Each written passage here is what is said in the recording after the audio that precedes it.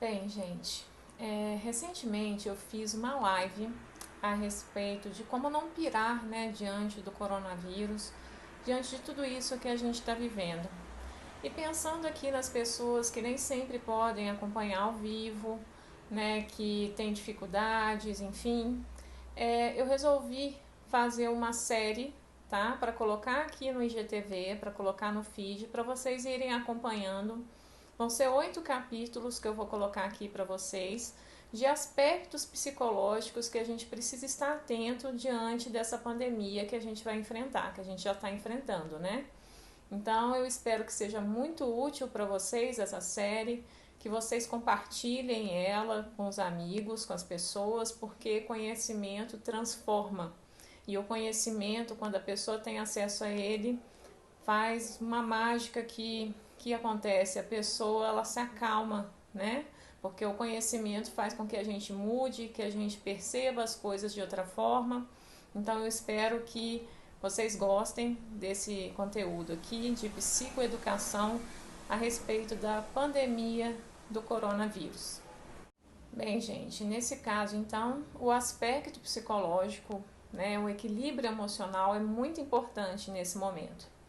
É claro que é normal, tá, gente, nós ficarmos com medo de tudo isso, diante de tudo isso que vem acontecendo, né?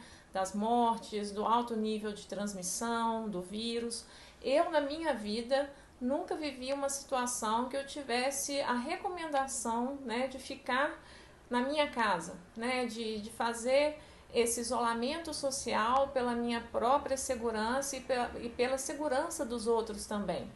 Então eu acredito que a maioria de vocês aqui também nunca viveram isso, né? Então lembra um pouco o que acontece. Isso lembra um pouco o cenário de guerra, né? Catástrofes, coisas que geralmente são muito distantes de nós, coisas que a gente só vê na TV, né? Mas aí é nessa hora que nós precisamos ficar atentos, tá, gente? Para a nossa percepção dos fatos. O que eu quero dizer? Porque é algo que eu sempre digo aqui, né? Não são os fatos geralmente o problema. O problema é como a gente interpreta os fatos, sabe? Então, em uma pandemia, né, um vírus nos faz lembrar do nosso medo existencial, né, mais profundo, que é o medo da morte, né? A primeira coisa que eu queria que vocês entendessem que é normal a gente sentir uma certa angústia, né, uma angústia muito forte diante de tudo isso, né? O coronavírus ele está esfregando na nossa cara, né, na cara do mundo todo, a nossa fragilidade, a nossa finitude, até a nossa soberba, né? Porque vivemos em uma sociedade hoje que para todo mundo é falado que você pode tudo, que você é autossuficiente, que você não precisa de ninguém, algo como meu mundo, minha vida, minhas regras. Opa, opa, opa, não é bem assim. Espera aí que a vida vai te dar um pouquinho de realidade, um pouquinho de vida real. E de forma intensa, né, que acontece? Nós estamos sendo obrigados, né, a entender que sim, o outro importa, né, que inclusive para o nosso próprio bem o outro importa. Né? Então, em uma sociedade extremamente egoísta, né, egocêntrica, no qual as pessoas só pensam nelas, a gente está sendo convidado, né, a pensar no coletivo para o nosso próprio bem. Então, mas espera aí, né, não devia ser sempre assim? Pois é, devia ser sempre assim, né? Mas geralmente nós, seres humanos, nós só despertamos diante da crise e por isso dói tanto, incomoda tanto, né?